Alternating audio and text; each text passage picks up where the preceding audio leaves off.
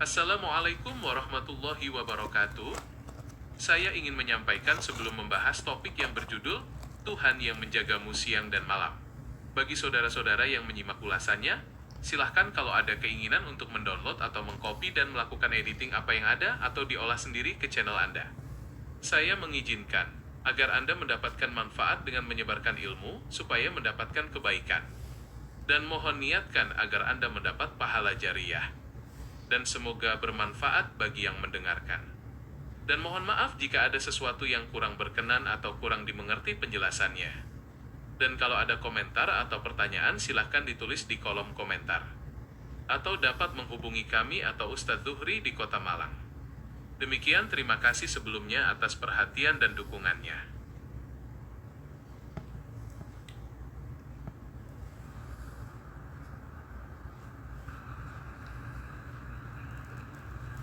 Bismillahirrahmanirrahim. Assalamualaikum warahmatullahi wabarakatuh. Allah subhanahu wa ta'ala adalah Al-Hafiz, zat yang maha menjaga dan maha memelihara seluruh makhluknya tanpa pernah merasa lelah sedikit pun. Penjagaan Allah ini bersifat menyeluruh, mencakup jagat raya yang maha luas hingga urusan terkecil dalam kehidupan setiap hamba. Tidak ada satupun atom di bumi maupun di langit yang luput dari pengawasan dan perlindungannya yang sempurna. Hal ini sebagaimana ditegaskan dalam Al-Quran, Inna Rabbi ala kulli syai'in hafidhun, sesungguhnya Tuhanku maha memelihara segala sesuatu. QS Hud 57.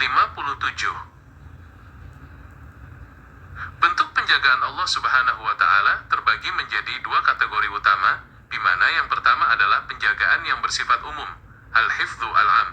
Penjagaan ini berlaku untuk seluruh makhluk ciptaannya, baik manusia yang beriman maupun yang kafir, hewan, tumbuh-tumbuhan, hingga benda mati.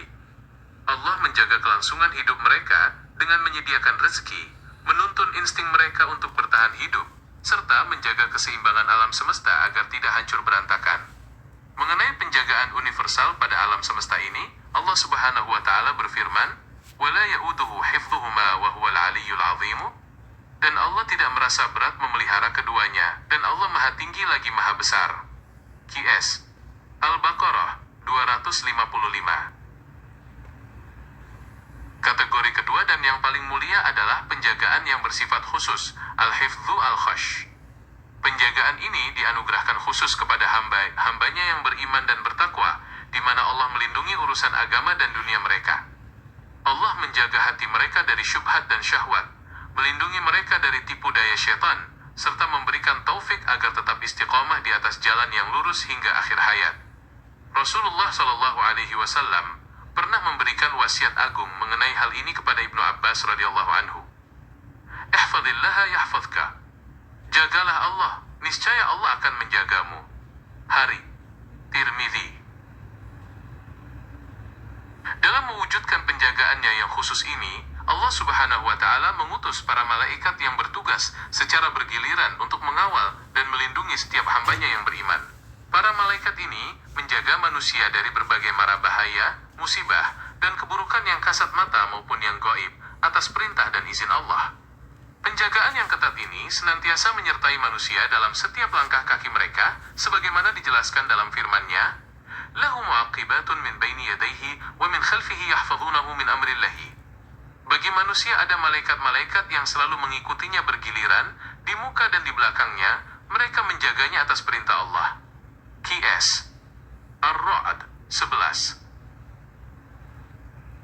Penjagaan Allah subhanahu wa ta'ala yang luar biasa ini juga mencakup perlindungan fisik dari segala bentuk mara bahaya yang tidak disadari oleh manusia sewaktu mereka tidur maupun terjaga. Di saat seorang hamba tidak memiliki daya untuk membela dirinya sendiri, Allah menjadi benteng pertahanan utama yang menghindarkannya dari kejahatan makhluk lain. Rasulullah SAW senantiasa mengajarkan umatnya untuk memohon penjagaan yang sempurna ini dari segala arah melalui doa yang beliau baca setiap pagi dan petang. Allahumma hafadhni min baini yadayya, wa min khalfi, wa an yamini, wa an shimali, wa min fawqi, wa a'udhu bi'azamatika an uqtalkan min tahti.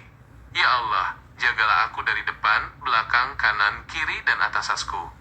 Dan aku berlindung dengan keagunganmu, agar aku tidak disambar dari bawahku. Hari Abu Dawud dan Ibnu Majah. Selain menjaga raga, bentuk kasih sayang Allah Subhanahu wa Ta'ala yang paling tinggi adalah ketika Dia menjaga hati dan iman seorang hamba dari ketergelinciran. Dunia ini penuh dengan fitnah yang dapat membolak-balikkan hati manusia dalam sekejap mata. Oleh karena itu, Rasulullah Shallallahu Alaihi Wasallam yang keimanannya paling sempurna pun senantiasa memperbanyak doa agar hatinya dijaga dan ditetapkan di atas ketaatan kepadanya. Ya muqallibal qulubi tsabbit qalbi ala dinika. Wahai zat yang membolak-balikan hati, teguhkanlah hatiku di atas agamamu. Hari Tirmidzi. Agar seorang hamba berhak mendapatkan penjagaan khusus dari Allah Subhanahu wa Ta'ala, ia harus memenuhi syarat utama, yaitu menjaga hak-hak Allah. Menjaga hak Allah berarti menjalankan segala perintahnya dengan ikhlas, menjauhi segala larangannya, serta menjaga batasan-batasan syariat agar tidak dilanggar. Ketika seorang hamba memprioritaskan ridha Allah dalam setiap helai napasnya, maka Allah akan menjadi pelindung terdekatnya dalam setiap keadaan, sebagaimana janjinya di dalam Al-Quran. Innallaha ma'alladzina taqaw walladzina hum muhsinuna. Sungguhnya Allah beserta orang-orang yang bertakwa dan orang-orang yang berbuat kebaikan. QS An-Nahl 128. Buah manis dari keyakinan bahwa Allah Subhanahu wa Ta'ala adalah zat yang maha menjaga akan melahirkan rasa aman, ketenangan jiwa, tumaninah, serta hilangnya rasa takut kepada selainnya. Seorang hamba yang bertauhid dengan benar tidak akan merasa gentar menghadapi ujian hidup, ancaman makhluk, ataupun masa depan, karena ia tahu pelindungnya adalah penguasa jagat raya. Keteguhan tauhid dan kepasrahan total seperti inilah yang mendatangkan kecukupan mutlak dari Allah, sesuai dengan firman-Nya. وَمَنْ يَتَوَكَّلَ عَلَى اللَّهِ فَهُوَ حَسْبُهُ. Dan barang siapa yang bertawakal kepada Allah, niscaya Allah akan mencukupkan keperluannya. QS At-Talaq 3. Kisah para nabi dan rasul menjadi bukti nyata bagaimana penjagaan Allah Subhanahu wa Ta'ala bekerja secara ajaib di luar nalar manusia ketika mereka berada dalam puncak kesulitan.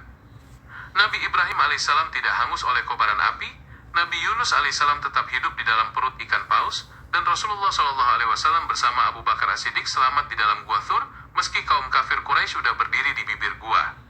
Ketenangan Rasulullah Shallallahu Alaihi Wasallam saat menenangkan sahabatnya diabadikan dengan indah dalam Al-Quran. Idh yaqulu li sahibihi la tahzan innallaha ma'ana. Di waktu dia berkata kepada sahabatnya, janganlah kamu berduka cita, sesungguhnya Allah beserta kita. QS At-Taubah 40. Bahkan ketika ajal menjemput dan kehidupan dunia ini berakhir, penjagaan Allah Subhanahu wa Ta'ala kepada hambanya yang soleh tidak akan pernah terputus. Allah menjaga ruh mereka saat sakaratul maut, melindungi mereka dari fitnah dan siksa kubur, hingga memberikan naungan di padang mahsyar yang teramat panas. Puncak dari segala bentuk penjagaannya adalah ketika Allah menyelamatkan mereka dari jilatan api neraka, dan memasukkan mereka ke dalam surga dengan aman dan damai, sebagaimana firman-Nya, فَوَقَاهُمُ اللَّهُ شَرَّ ذَلِكَ الْيَوْمِ وَلَقَّاهُمْ نَضْرَةً وَسُرُورًا. Maka Allah memelihara mereka dari kesusahan hari itu, dan memberikan kepada mereka kejernihan wajah dan kegembiraan hati. QS Al-Insan 11. Kesadaran mendalam bahwa Allah Subhanahu wa Ta'ala senantiasa menjaga kita, menuntut setiap hamba untuk selalu berprasangka baik, husnuzan, terhadap setiap takdir yang digariskannya. Terkadang, penjagaan Allah hadir dalam bentuk sesuatu yang tidak kita sukai, seperti kegagalan, kehilangan, atau rasa sakit, yang pada hakikatnya adalah cara Allah menghindarkan kita dari mara bahaya yang lebih besar di masa depan. Kita harus meyakini bahwa perlindungannya selalu didasari atas ilmu dan hikmahnya yang maha luas, sebagaimana diingatkan dalam Al-Quran. وَعَسَىٰ أَن تَكْرَهُوا شَيْئًا وَهُوَ خَيْرٌ لَكُمْ وَعَسَىٰ أَن تُحِبُّوا شَيْئًا وَهُوَ شَرٌّ لَكُمْ وَاللَّهُ يَعْلَمُ وَأَنْتُمْ لَا تَعْلَمُونَ. Boleh jadi kamu membenci sesuatu, padahal ia amat baik bagimu. Dan boleh jadi pula kamu menyukai sesuatu, padahal ia amat buruk bagimu. Allah mengetahui, sedang kamu tidak mengetahui. QS Al-Baqarah 216. Salah satu sarana teragung yang diajarkan oleh Rasulullah SAW untuk menjemput penjagaan Allah Subhanahu wa Ta'ala dalam kehidupan sehari-hari adalah dengan merutinkan bacaan ayat kursi. Membaca ayat ini, terutama sebelum tidur, akan mendatangkan perlindungan langsung dari Allah, di mana setan tidak akan mampu mendekati hamba tersebut hingga datangnya waktu pagi. Hal ini ditegaskan ditegaskan oleh Rasulullah Shallallahu Alaihi Wasallam dalam sebuah hadis sahih yang mengisahkan dialog dengan Abu Hurairah radhiyallahu anhu. "Idza awaita ila firashika faqra ayat al-kursiyyi lan yazala 'alaika min Allahi hafizun wa la yaqrabaka syaitanun hatta tusbiha." Jika kamu hendak pergi ke tempat tidurmu, maka bacalah ayat kursi, niscaya senantiasa ada seorang penjaga dari Allah yang menjagamu, dan setan tidak akan mendekatimu sampai pagi. Hari Bukhari. Sebagai penutup dari hakikat penjagaan ini, ketahuilah bahwa investasi terbaik seorang hamba untuk masa depannya dan keturunannya adalah dengan menjaga ketakwaan kepada Allah Subhanahu wa Ta'ala sewaktu ia masih hidup. Allah akan membalas kesolehan orang tua dengan menjaga anak cucu mereka dari kesusahan dan keterpurukan, bahkan setelah orang tua tersebut wafat.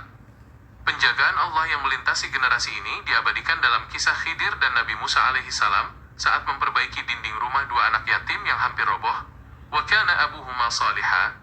Sedang ayah kedua anak itu adalah seorang yang soleh. Qs Al-Kahfi 82. Maka dari itu, marilah kita senantiasa menggantungkan segala harapan dan rasa aman hanya kepada Allah Subhanahu wa Ta'ala, zat yang tidak pernah mengantuk dan tidak pernah tidur dalam menjaga makhluknya. Ketika seluruh dunia bersekongkol untuk mencelakai seorang hamba, mereka tidak akan mampu melakukannya kecuali atas izin Allah, dan begitu pula sebaliknya jika mereka ingin memberikan manfaat. Rasulullah Shallallahu Alaihi Wasallam menegaskan hakikat penyerahan diri dan keyakinan total terhadap takdir penjagaan ini dalam kelanjutan wasiat beliau. Wa'lam anna al-ummata law ijtama'at 'ala an yanfa'uka bi syai'in lam yanfa'uka illa bi syai'in qad katabahu Allah laka, wa law ijtama'u 'ala an yadurruka bi syai'in lam yadurruka illa bi syai'in qad katabahu Allah 'alaika. Dan ketahuilah, sesungguhnya jikalau umat ini bersatu untuk memberikan suatu kemanfaatan kepadamu, mereka tidak akan mampu memberikan kemanfaatan itu kecuali dengan sesuatu yang telah Allah tetapkan bagimu. Dan jikalau mereka bersatu untuk menimpakan suatu kemudaratan kepadamu, mereka tidak akan mampu menimpakan kemudaratan itu kecuali dengan sesuatu yang telah Allah tetapkan atasmu. Hari Tirmidzi. Penjagaan Allah Subhanahu wa Ta'ala yang begitu sempurna ini juga menuntut kita untuk selalu menjaga lisan dan anggota badan kita dari perbuatan maksiat. Rasulullah Shallallahu Alaihi Wasallam mengingatkan bahwa salah satu bentuk menjaga Allah agar kita selalu dijaga-nya adalah dengan memelihara apa yang ada di antara dua rahang, lidah, dan di antara dua kaki, kemaluan. Anggota tubuh yang digunakan untuk ketaatan akan senantiasa dijaga oleh Allah dari kehinaan di dunia dan di akhirat, sebagaimana disabdakan oleh Rasulullah Shallallahu Alaihi Wasallam. Man yadman li ma baina lahyaihi wa ma baina rijlaihi adman lahul jannata. Barang siapa yang memberi jaminan kepadaku untuk menjaga apa yang ada di antara dua rahangnya, lisan, dan apa yang ada di antara kedua kakinya, kemaluan, niscaya aku menjamin surga baginya. Hari Bukhari. Selain menjaga diri dari kemaksiatan, wujud nyata dari upaya menjemput penjagaan Allah Subhanahu wa Ta'ala adalah dengan senantiasa memelihara sholat 5 waktu, khususnya sholat subuh. Seseorang yang mendirikan sholat subuh dengan ikhlas dan berjamaah di masjid bagi laki-laki akan berada di bawah jaminan keselamatan dan perlindungan langsung dari Allah sepanjang hari itu. Rasulullah Shallallahu Alaihi Wasallam menegaskan keutamaan yang luar biasa ini dalam sabda beliau, "Man shalla subha fahuwa fi dhimmatillahi." Barang siapa yang sholat subuh, maka ia berada dalam jaminan penjagaan Allah. Hari Muslim. Terakhir, penjagaan Allah Subhanahu wa Ta'ala yang paling indah di dunia ini tercermin dari bagaimana Dia menjaga hambanya yang beriman ketika mereka tertimpa musibah. Allah tidak selalu menjauhkan kita dari ujian, namun Dia menjaga hati kita agar tetap ridho, tenang, dan kokoh saat menghadapi ujian tersebut. Ketika musibah datang, Allah menjaga lisan hambanya yang saleh agar tidak mengeluh dan justru membimbingnya untuk mengucapkan kalimat kepasrahan yang mendatangkan keberkahan serta rahmatnya, sebagaimana firman Allah Subhanahu wa Ta'ala, "Alladzina idza asabatuhum musibatun qalu inna lillahi wa inna ilaihi raji'una," yaitu orang-orang yang apabila ditimpa musibah, mereka mengucapkan, "Inna lillahi wa inna ilaihi raji'un." Sesungguhnya kami adalah milik Allah, dan sesungguhnya hanya kepadanya lah kami kembali. Qs Al-Baqarah 156. Sebagai alinea penutup, marilah kita sadari dengan sepenuh hati bahwa tiada tempat bersandar yang paling aman dan tiada pelindung yang paling paling setia selain Allah Subhanahu wa Ta'ala.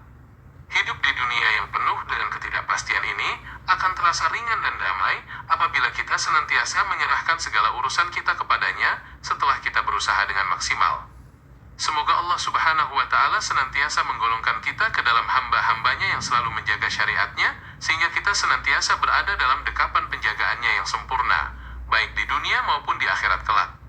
Allah Subhanahu wa Ta'ala berfirman, "Fallahu khairun hafizan wa huwa arhamur rahimina." Maka Allah adalah penjaga yang terbaik, dan Dia adalah Maha Penyayang di antara para penyayang. QS Yusuf 64. Wassalamualaikum warahmatullahi wabarakatuh.